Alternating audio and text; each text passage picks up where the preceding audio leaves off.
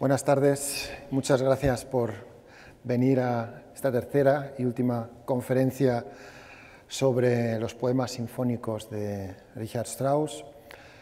En concreto, esta última conferencia dedicada a la Sinfonía Alpina es la que daría nombre a todo el ciclo, porque realmente la Sinfonía Alpina es música que se convierte en imágenes.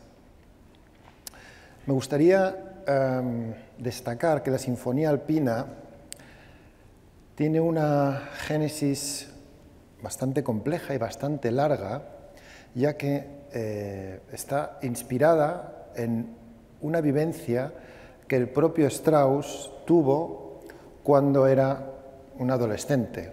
En 1879, con 15 años, realizó una excursión desde su Múnich natal hacia una montaña vecina, que como todos ustedes saben, en Múnich está relativamente cerca de los Alpes, y con su amigo Thuille, subieron a una montaña de los Alpes y tuvieron un percance porque durante el regreso les pilló una tormenta, igual que ocurre en la Sinfonía Alpina, y tuvieron que pasar la noche pues, en un albergue fuera de casa, y fue una experiencia que le marcó profundamente, y de hecho, en cuanto llegó a su casa, se empezó a componer enseguida los primeros esbozos, y como él lo llamaría, una especie como... intento traducirlo lo mejor que puedo del dialecto muniqués. Él lo llama un Wagnerischer Schmarrn. Schmarrn sería una especie como de tontería, o sea, una especie como de tontería en estilo wagneriano, ¿vale? Verán después que hay muchas referencias a Wagner dentro de la obra. Bien, como digo, la primera idea de esta obra surge en 1879 y no la finaliza hasta 1915. Y es su último poema sinfónico, o mejor dicho, su última sinfonía programática. Tiene dos sinfonías programáticas, una la Sinfonía Doméstica dedicada a su familia y la otra, esta Sinfonía Alpina dedicada a la relación con la naturaleza. Bien, muy importante lo que estamos leyendo aquí. Esta frase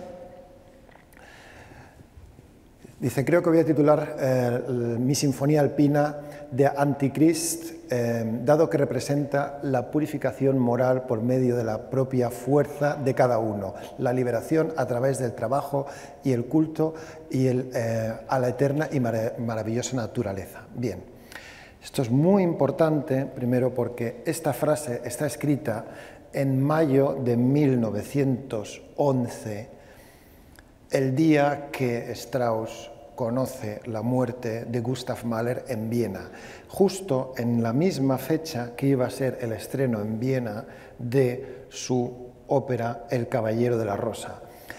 Y a la fiesta posterior del estreno en Viena del Caballero de la Rosa, que fue un éxito, como se pueden ustedes imaginar, increíble, estaba invitado Gustav Mahler. Esta noticia de la muerte a él le marcó profundamente y escribió esta frase tan profunda.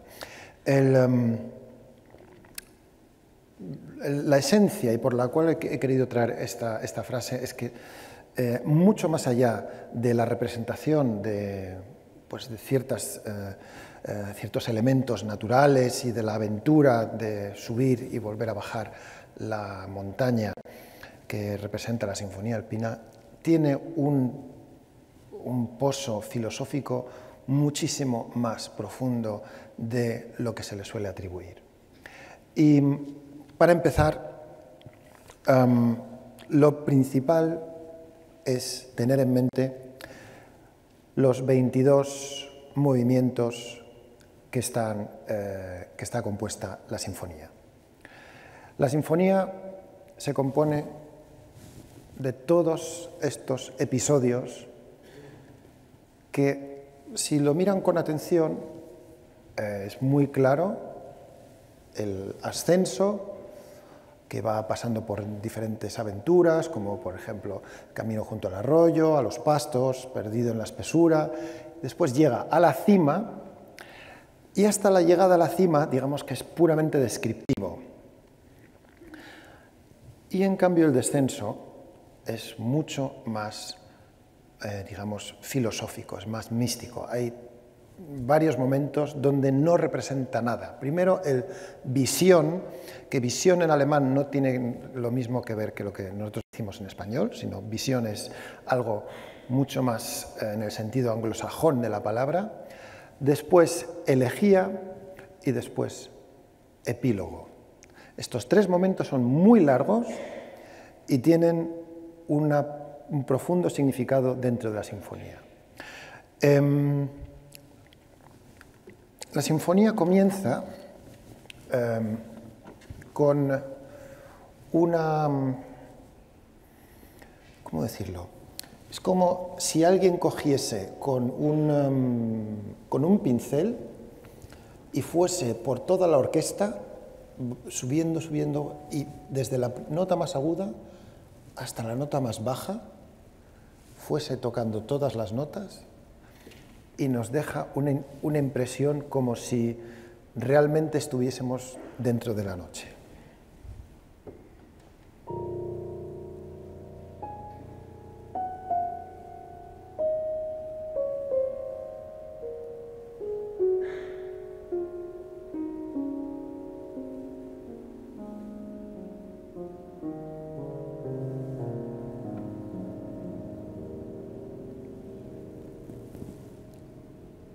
Si escuchan con atención, se oyen todas las notas de la escala a la vez, que sería esto.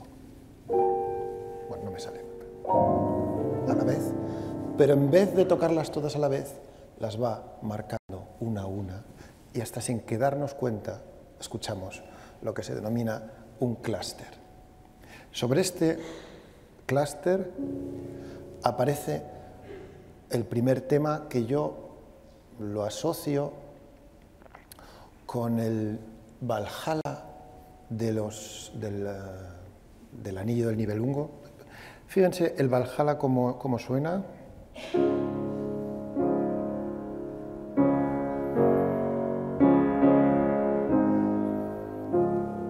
Este es el tema del Valhalla. Bien. Lo que ocurre es que el tema de la montaña es mucho más amenazante. Fíjense.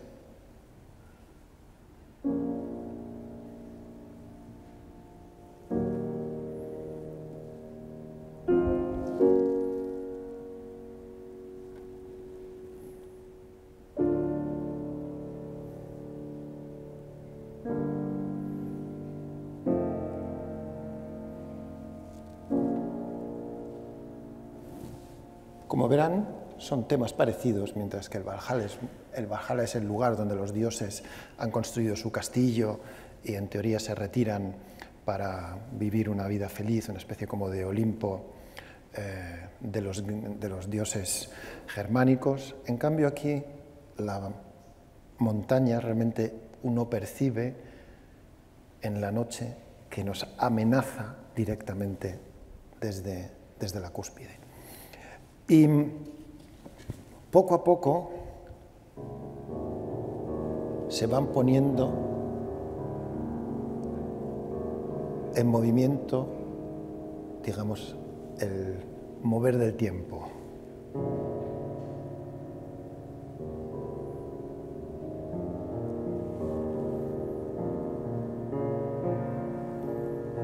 Bien, este poco a poco moverse viene directamente también del anillo del Nibelungo.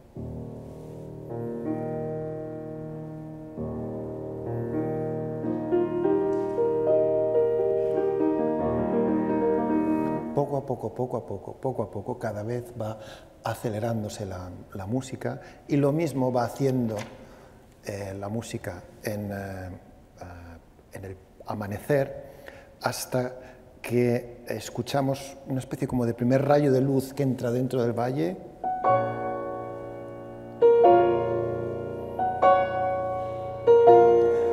y hasta que de repente toda la luz, el sol aparece en todo su esplendor.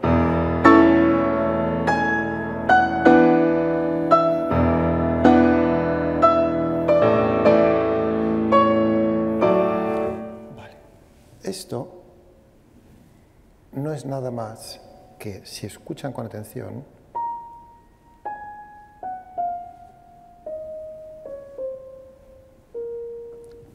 ese es el principio que han escuchado.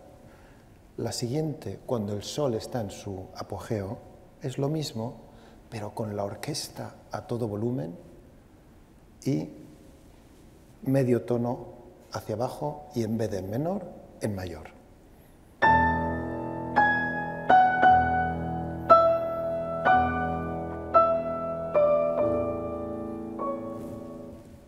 Creo que todos prácticamente es lo mismo. Lo que cambia es la orquestación y sobre todo lo que cambia es la tonalidad, el color, el volumen, la cantidad de instrumentación. Y vamos a tocarles ahora los dos primeros números con la ayuda de Eduardo Frías, que seguramente algunos de ustedes ya lo conocen de las últimas conferencias que hicimos aquí sobre Mahler, y vamos a interpretar el comienzo de la Sinfonía Alpina, los dos primeros números, La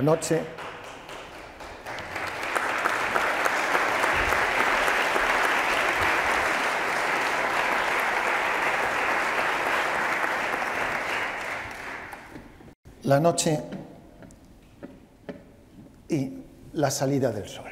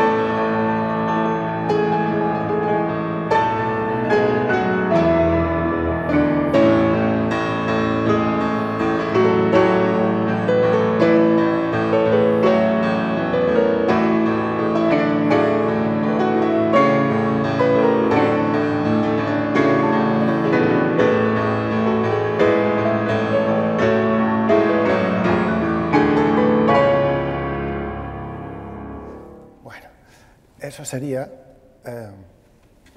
un amanecer. Bien descrito, porque creo que mejor no se puede describir. Como digo, Eduardo, como digo,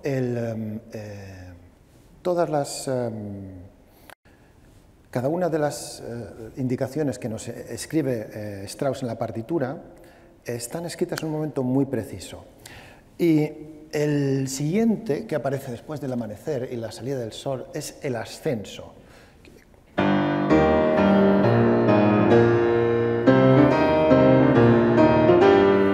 Como verán, yo en ese momento siento realmente como que alguien se ha puesto la mochila en la espalda y empieza su marcha hacia la aventura ante un día de sol luminoso, pero lo que ocurre es que Strauss, igual que roba un poco, digamos, la inspiración de otros compositores, cosas que lo intentamos hacer todos, este tema viene de, escuchen con atención,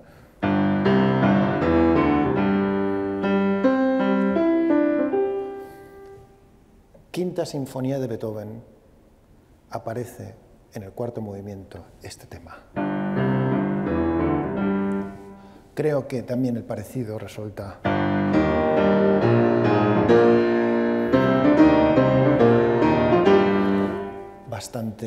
bastante obvio. Bueno, da igual, si el resultado al final es satisfactorio y nos inspira, creo que está perfectamente justificado. Y hay algo que creo que es muy importante sobre la música programática y sobre las sinfonías programáticas. Algo que Strauss no dice nunca personalmente, pero se lo deja decir a varios de sus biógrafos. La música programática no está dirigida al público, a su mente. No está pensada para que ustedes en este momento reconozcan una cascada o un amanecer o lo que sea.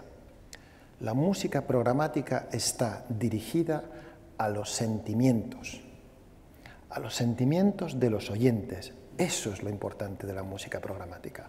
No la percepción, digamos, casi pedante de, pues sí, he reconocido o me ha parecido escuchar una cascada. No, eso no es lo importante. Lo importante es que su imaginación vuele con la música que escribe Strauss. Esa es para mí la esencia de la música programática. Eso creo que es lo importante. Por eso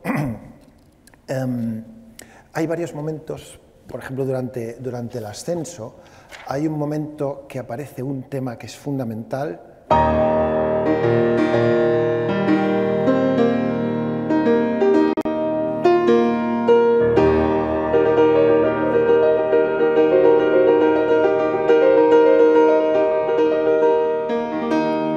Este tema. Lo irán reconociendo varias veces. Estas trompas parece que realmente son unas trompas de caza que están tomadas del segundo acto de Tristán. Pero en este caso son mucho más dramáticas y realmente estamos sintiendo la sensación de que aparecen las trompas de caza desde lejos y de repente entramos en el siguiente número, que sería la entrada en el bosque. El bosque, dentro de la literatura alemana, también anglosajona, pero en la literatura alemana, tiene una connotación mucho más profunda que a lo mejor la puede tener en la literatura latina. Tiene una enorme carga mística, tiene muchísimas connotaciones mágicas.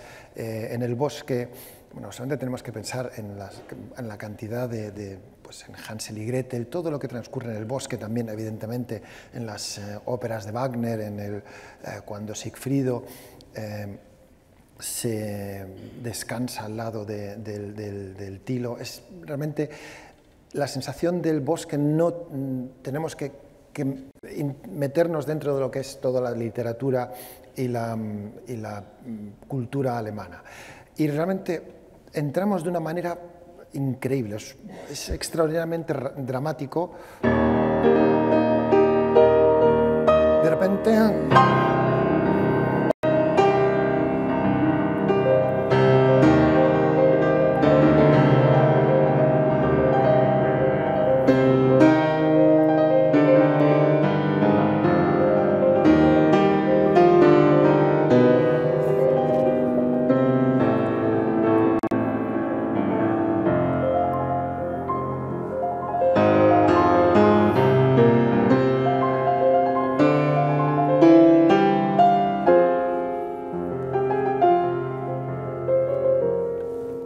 Es música que nos lleva y nos transporta a un lugar al mismo tiempo amenazante, que puede estar lleno de peligros, pero también de repente nos encontramos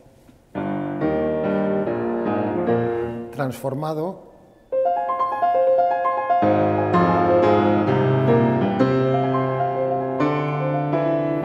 como verán, el motivo del caminante se ha ido poco a poco cambiando, y esa entrada en el bosque, que en principio parecía tan amenazante, de repente se convierte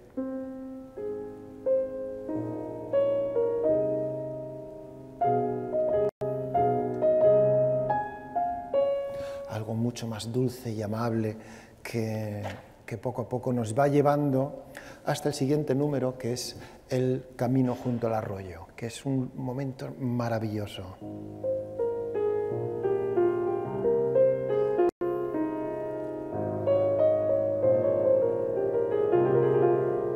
Como verán, parece que la música va fluyendo al lado nuestro, una especie como de suave arroyo. Lo que les pido es lo mismo que les pide Strauss, que dejen volar su imaginación. Después aparece una especie como de cita de las valquirias, que hace referencia a la cascada, que es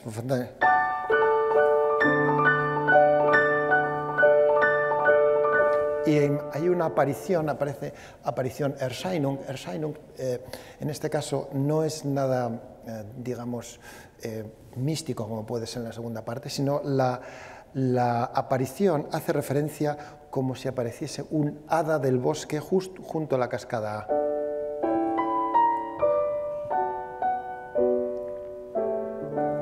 Y poco... música maravillosa y, como digo, tomada bastante también de la Valquiria. El siguiente, en los prados floridos, parece que realmente vamos como descalzos por una pradera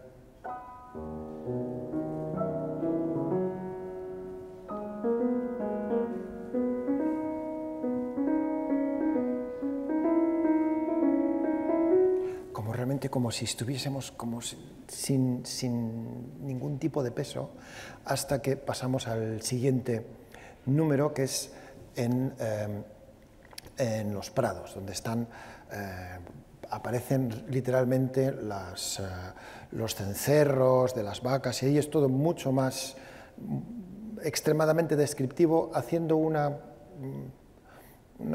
copia, también diría yo, de la Sexta Sinfonía de Mahler.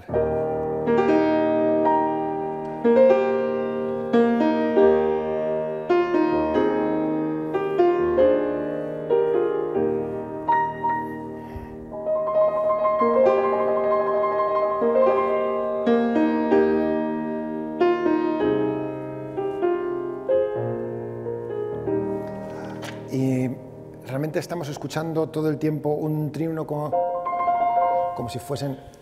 No podemos imitar los cencerros en el piano porque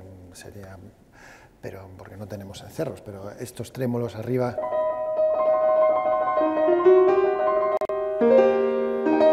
son como las trompas las trompas alpinas que van poco a poco tocando pues, unas llamadas de unas a otras.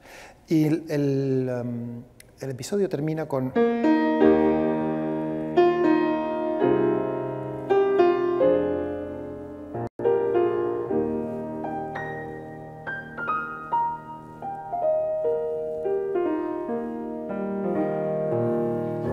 Y ahora aparece un tema que será muy importante en el desarrollo más adelante, sobre todo en la tormenta.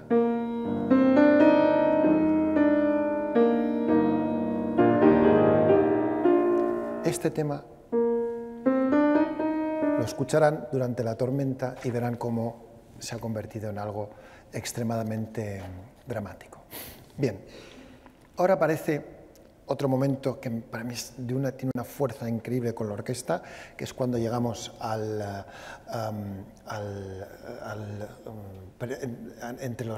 cuando nos perdemos entre la maleza, que es una especie como de lío que nos va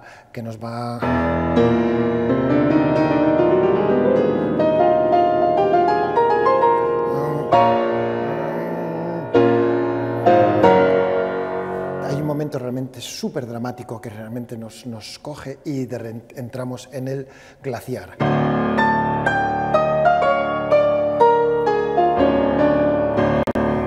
Momento que todos los trompetistas de todas las orquestas del mundo tocan en cada descanso que tienen estén tocando la cuarta de Brahms o la primera de Mendelssohn o la quinta de Tchaikovsky. Este es un solo extremadamente difícil para el primer trompetista y les encanta tocarlo, lo he oído escuchar en todas las orquestas del mundo, siempre en los ensayos.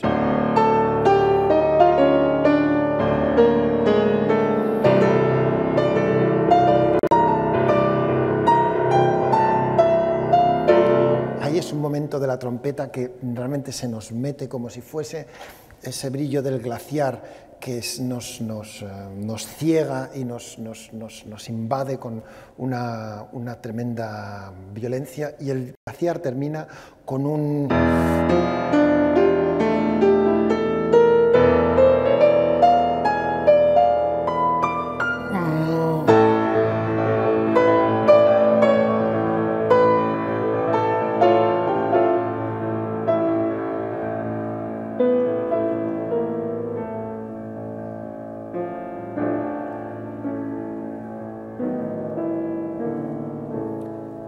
Y ahora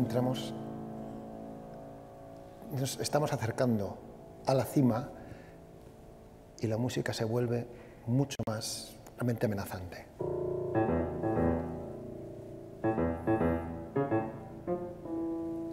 Si recuerdan, es la misma música que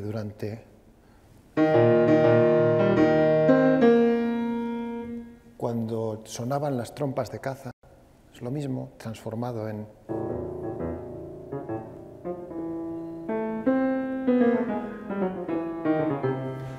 Y de nuevo aparece algo sorprendente, que es el tema.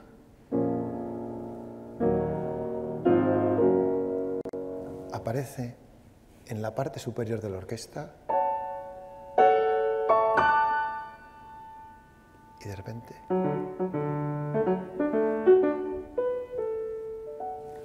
Y ahora les vamos a tocar, Eduardo y yo, todo lo que es los momentos, los instantes de peligro hasta que llegamos a la cima. En la cima ocurren dos cosas. Primero, ocurren tres cosas fundamentales. Primero, realmente sentimos una liberación. De repente es como si nos llenásemos de aire. Primera cuestión que muchas personas pasan por alto. Aparece.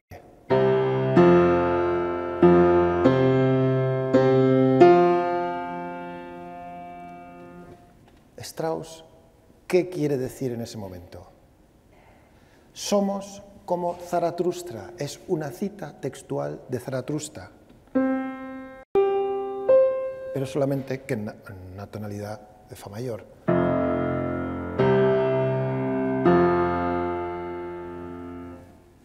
El tema de Zaratustra, ese tema significa la unión entre el hombre, el mundo y el universo, ¿Qué significa en este caso cuando hemos llegado a la cima?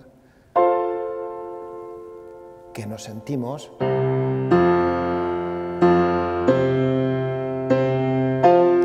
que estamos realmente en el lugar más cercano de la unión entre el ser humano, la naturaleza y el universo, tal como decía Strauss en la primera cita que han leído. Después ocurre algo increíble.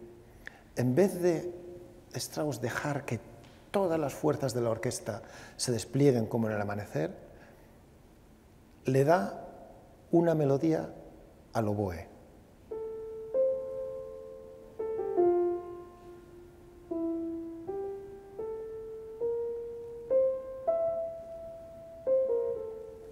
Es como si el tiempo se para.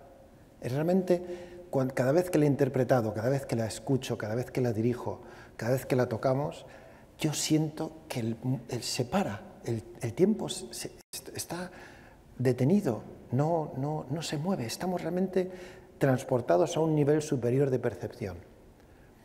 Y de nuevo aparece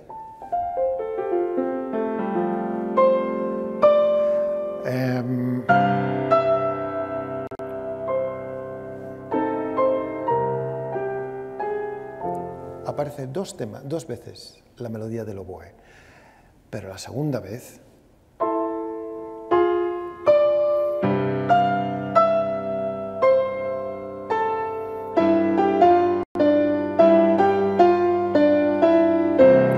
otra vez aparece el tema de Zaratustra en los bajos. Y ahora aparece el tema de la montaña transformado.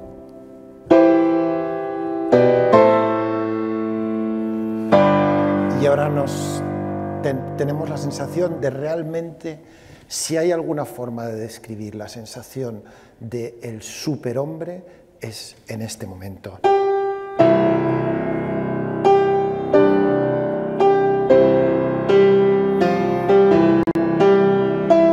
Uno siente realmente que está en la cima del universo, que puede dominar cualquier cosa. Cuando la primera vez que yo tuve la oportunidad de dirigir una gran orquesta, lo primero que pedí fue: quiero dirigir la Alpina, por poder dirigir este momento. Es de las cosas más grandiosas que hay de dirigir, de escuchar, de interpretar. Es algo, una música que conmueve. Ojalá podamos, Eduardo y yo, transmitir toda esa grandeza que tiene esta música. Y vamos a interpretar, digamos, todo lo que sería los momentos de peligro hasta la llegada a la cima y gran parte de lo que es la cima. Vale.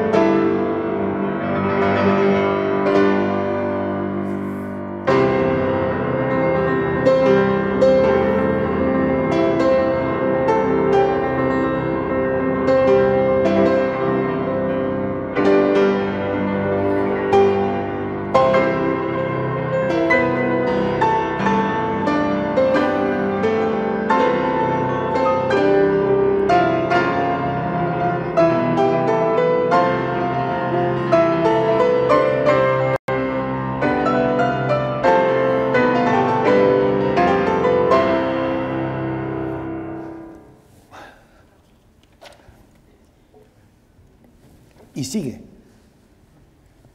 Y sigue.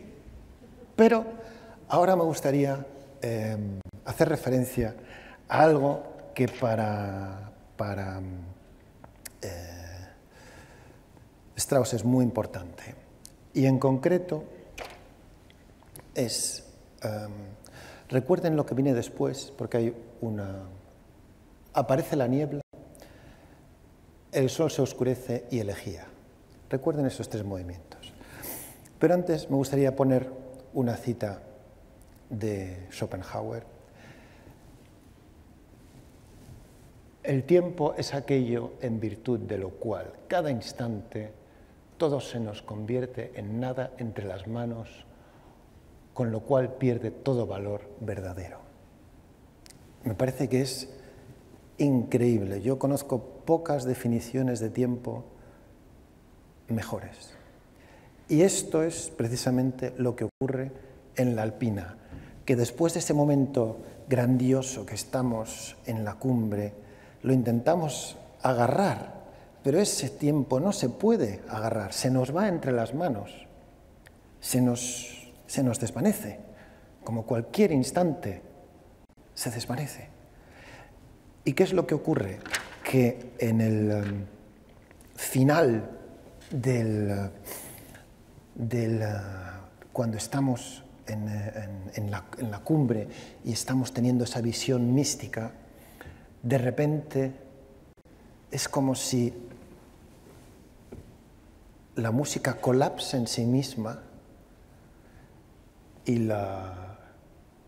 aparece el siguiente número, la niebla que aparece y nos amenaza con la tormenta que está por venir. Es como si de repente estamos en un éxtasis que estamos, seguro que ustedes, muchos de ustedes o todos ustedes habrán sentido alguna vez esa sensación de estar unidos con la naturaleza y de repente han perdido ese momento y desean volver a tenerlo. Bueno, pues Strauss lo describe de una manera extraordinariamente dramática y verán cómo de repente la música se interrumpe y de repente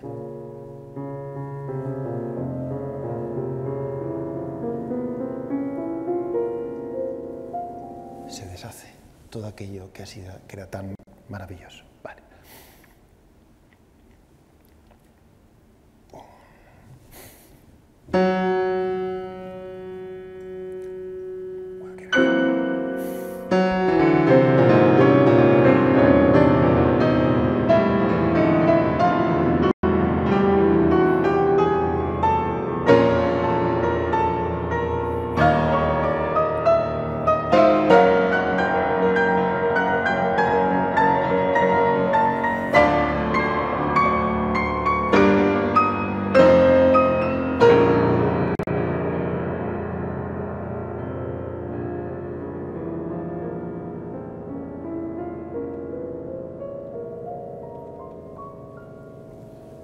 Es como si de repente toda esa grandiosidad que veníamos de antes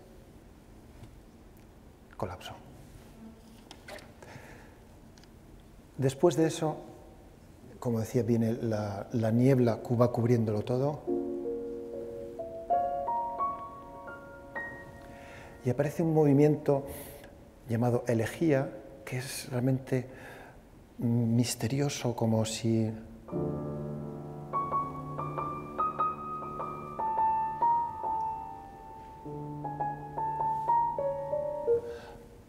realmente estuviésemos perdidos después de haber tenido, como si estuviésemos aturdidos después de haber tenido esa experiencia tan fuerte como fue el llegar a la cima. Y desde ese momento hasta el final se van recuperando de nuevo todos los temas, pero pasamos por un momento que es, desde el punto de vista orquestal, increíble, que es la tormenta. En la tormenta voy a intentar resumir brevemente todo lo que ocurre porque es muy cinematográfico. Es como si de repente en a cámara rápida escuchásemos todos los elementos que hemos venido escuchando antes, todos mezclados, como si realmente esa tormenta nos cogiese y nos levantase, nos tirase, nos tirase al suelo, nos cayesen rayos encima, pero los temas que aparecen son los mismos que ya hemos escuchado antes. Primero, cuando aparece la tormenta, es el mismo tema del principio, pero mucho más violenta. Otro tema es que es el tema de la ascensión dado la vuelta. Si le dan la vuelta, aparece ese tema. Aparecen también el motivo de las trompas. Aparece también, recuerden,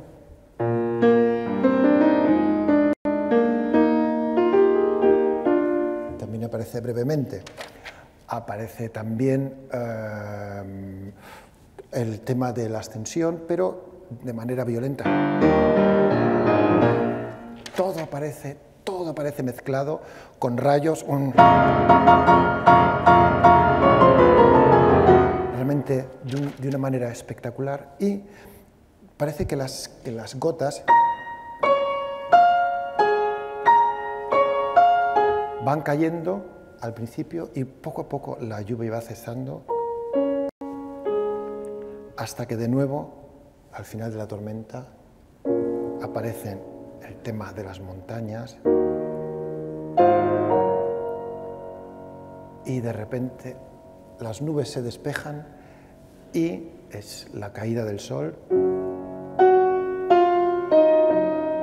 y hay una especie de canto litúrgico por debajo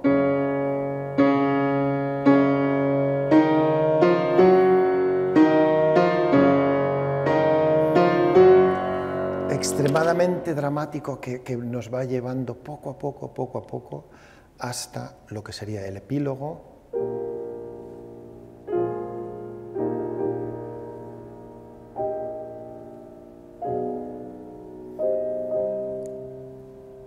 De nuevo aparece el tema del principio en la trompa.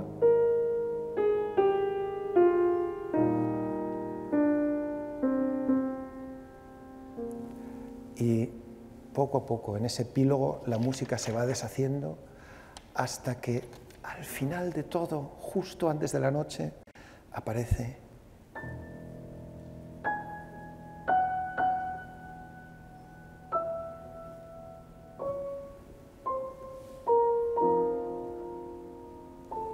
y volvemos a la noche.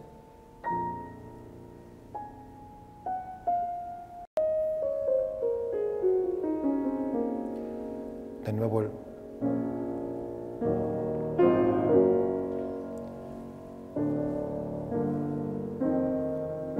y aparece una pequeña variación del tema de la ascensión.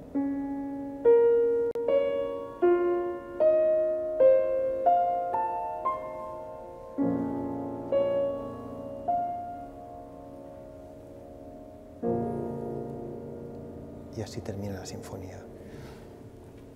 Si se dan cuenta, podría volver a seguir.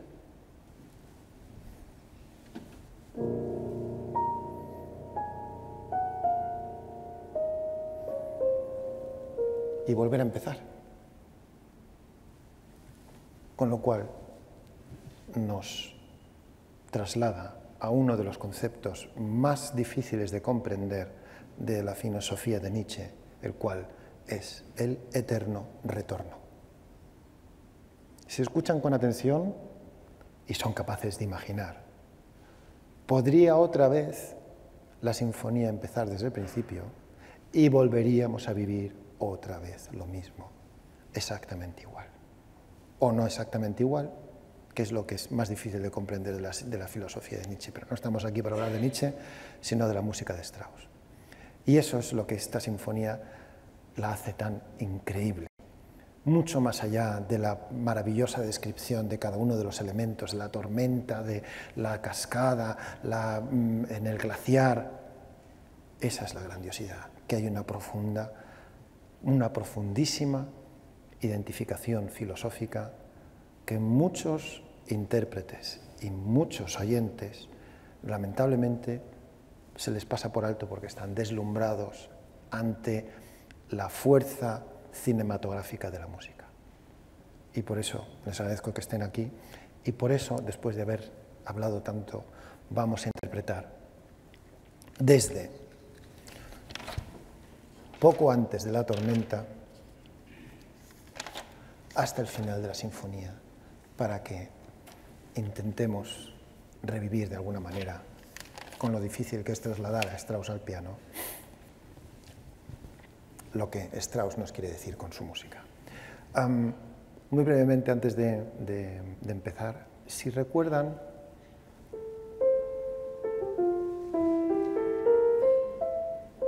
este es el tema que sonaba cuando estábamos en la cima. Bien, ahora verán que suena un poquito diferente.